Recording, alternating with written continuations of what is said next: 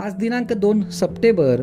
आजच्या प्रवचनाचा विषय नामात राहणे म्हणजेच मरणातीत होणे. मुलगा आजारी पडला तर माणूस देवाला नवस करून त्याला जगवायचा प्रयत्न करू लागतो. जगला तर देवाला अर्पण करीन म्हणतो. अर्पण करणार म्हणजेच आपलेपणा सोडणार. मग तो आज मरण पावला तरी कुठे बिघडले. मुलगा जगावा असे वाटते ते आमच्या सुखाकरिताच. एक दिवस हा जाणारच हे ज्याला खरे पटले तो नाही देवाजवळ असे मागणार. जन्म मरणाच्या फेऱ्यातून सुटावे हे मागून घेण्यापेक्षा मरण चुकवावे हे म्हणणे किती वाईट आहे. खरा भक्त तोच की ज्याला संताजवळ किंवा देवाजवळ काय मागावे हे बरोबर समजते. मरणाला जे कारण झाले ते चुकवावे.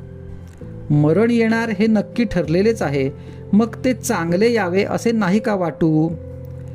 ज्यानंतर पुन्हा जन्म नाही ते मरण चांगले. जो मरतो त्याचा आपण शोक करतो. देव आज लोपला असे म्हणतो ते आपल्या स्वार्थापोटीच. स्वतःला विसरणे, मी कोण हे न जाणणे हे मेल्याप्रमाणेच आहे. याकरिता आलेली संधी वाया जाऊ देऊ नये. बुद्धी जोवर स्थिर आहे तोवर कार्य साधून घ्यावे. आजची बुद्धी उद्याला टिकत नाही असे आपण चालले आहे. संकल्प विकल्पांनी आपण बेजार होतो तेव्हा ज्या वासनेत आपला जन्म होतो ती वासनाच भगवंताच्या नामाने मारून टाकावी. नामात राहणे म्हणजेच वासना मारणे, म्हणजेच मरणातीत होणे. भगवंताचे होऊन राहणे हाच मरण टाळण्याचा खरा उपाय आहे.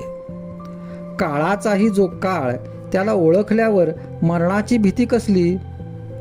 ज्ञानी नाही मरणाची काळजी करीत. नुसते जिवंत राहणे हे काही खरे नव्हे.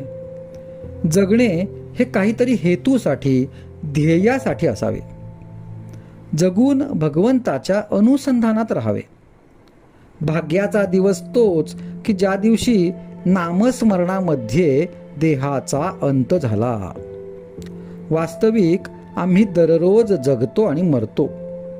एकदा निजला आणि पुन्हा जागा नाही झाला की तेच मरण. झोप हे एक प्रकारचे मरणच आहे. एवढ्याकरिता झोपी जाताना नामस्मरण करीत करीत झोपी जावे, म्हणजे उठतानाही नामस्मरणातच जाग येईल. पण झोपेच्या वेळी नाम येण्यासाठी त्याचा अगोदर अभ्यास करणे जरूर आहे. जागृतीत अभ्यास केला नाही तर झोपेच्या वेळी दुसरेच विचार येतील. नामस्मरण बाजूलाच राहील आणि भलत्याच विचारात पटकन झोप लागून जाईल. सदोदित नामस्मरण केले नाही तर ते अंतकाळी कसे येईल. अभ्यास अगोदर केला नाही तर परीक्षेच्या वेळी तो कसा येईल. तेव्हा नामस्मरणाच्या अभ्यासाला आजपासूनच सुरुवात करूया. आजचा सुविचार. आपुले मरण पाहिले म्या डोळा, म्हणजे माझ्या देखत वासना संपूर्ण क्षीण झाली हा अनुभव येणे.